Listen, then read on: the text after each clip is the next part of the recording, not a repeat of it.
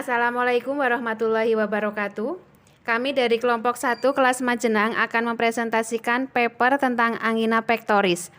Sebelumnya saya akan memperkenalkan anggota kelompok 1 yaitu Anissa Nurfatih, 2 Afif Faizal, 3 Muhammad Harun, 4 Nur Siti Khotijah, 5 Sarwo Edi, 6 Singgih Wahyono, 7 Wahyu Trividianto, 8 Wiwi Haryati, 9 Wuri Astuti.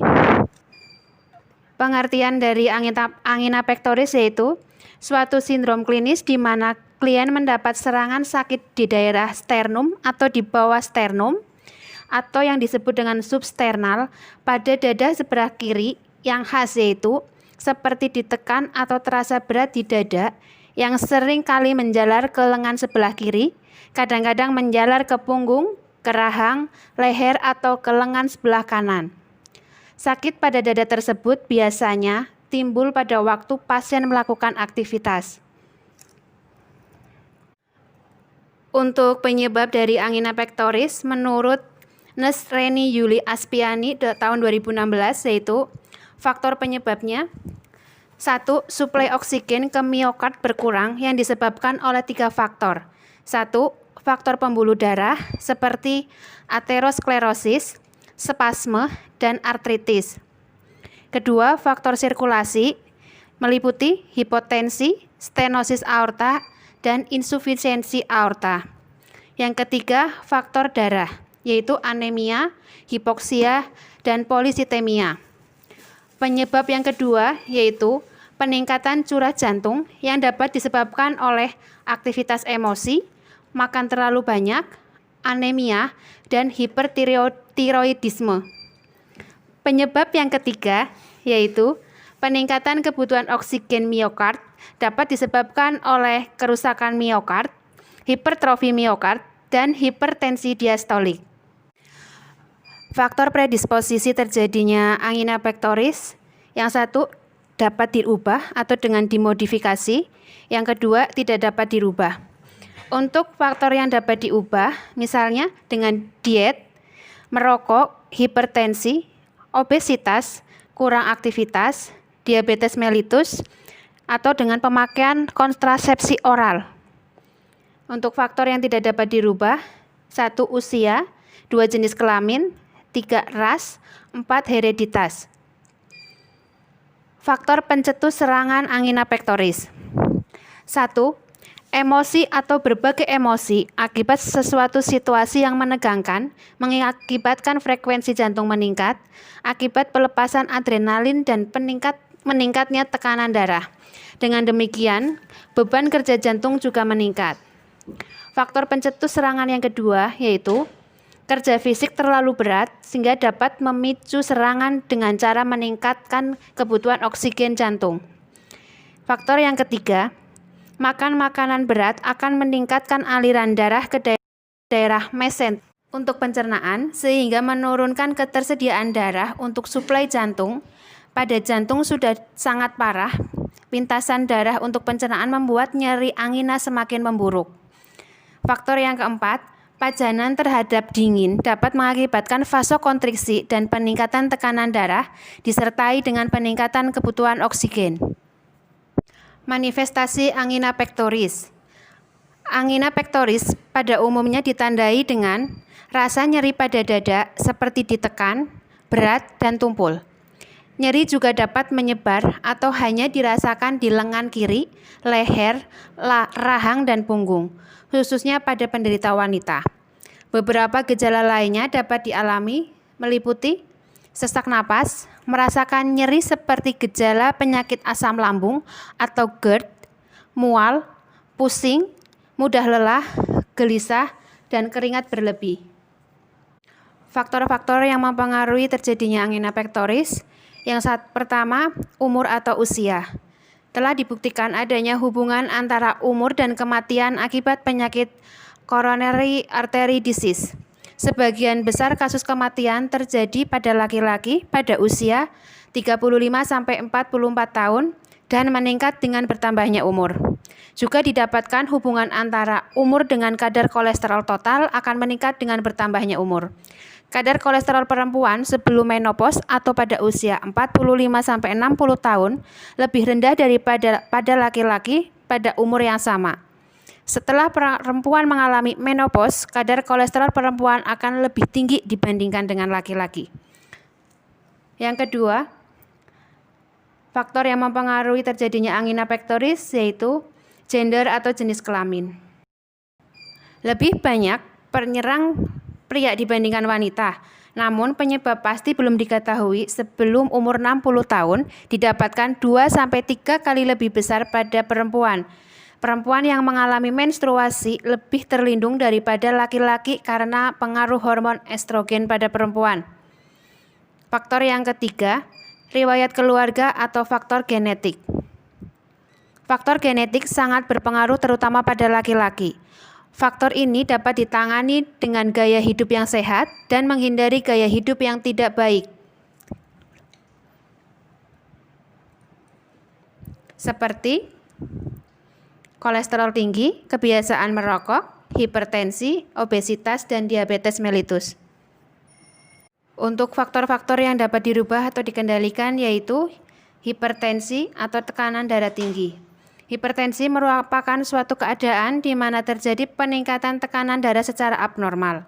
Hipertensi yang mengendap akan menyebabkan aterosklerosis koroner karena hipertensi dapat menimbulkan trauma langsung di dinding pembuluh darah arteri koronaria. Akibat tekanan tinggi yang terus-menerus menyebabkan suplai kebutuhan oksigen pada jantung meningkat. Yang kedua, penyakit diabetes mellitus. Diketahui 2-3 kali lebih banyak pada orang dengan diabetes tanpa memandang kadar lipid dalam darah. Predisposisi degenerasi vaskuler terjadi pada diabetes mellitus serta metabolisme lipid yang tidak normal juga dalam pertumbuhan ateroma. Berpegang teguh pada regimen medis yang dianjurkan untuk mengatur glukosa dapat mengurangi faktor risiko dan itu menjadi tanggung jawab setiap individu untuk realisasinya. Faktor yang selanjutnya, yang ketiga yaitu merokok.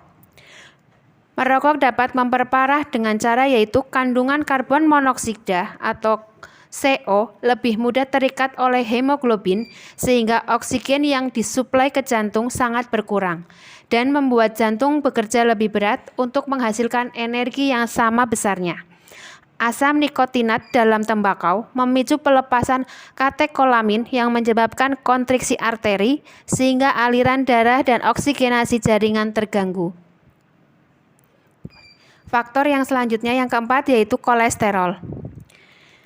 Beberapa parameter yang dipakai untuk mengetahui adanya resiko CAD dan hubungan dengan kadar kolesterol darah meliputi kolesterol total, low density lipoprotein atau LDL, high density lipoprotein atau HDL, rasio kolesterol total, dan kadar trigliserida.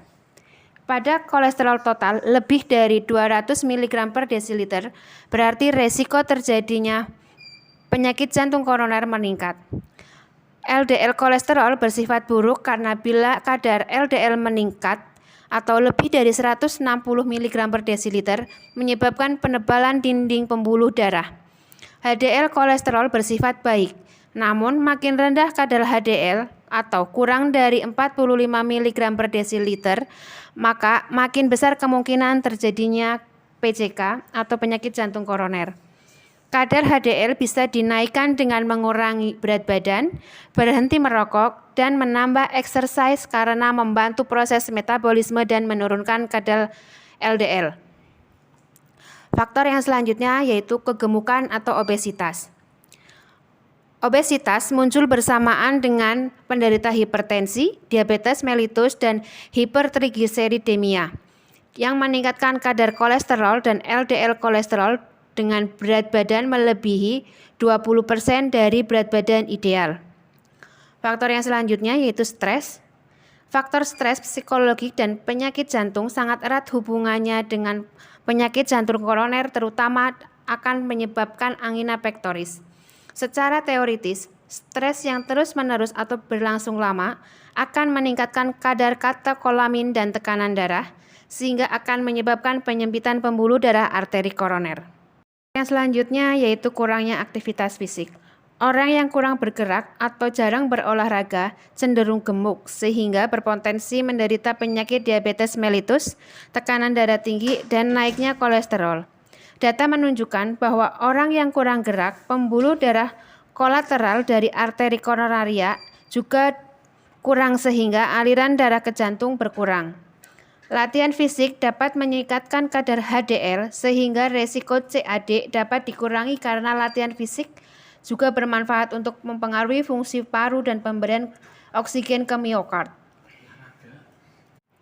Selanjutnya yaitu patofisiologi terjadinya angina pectoris.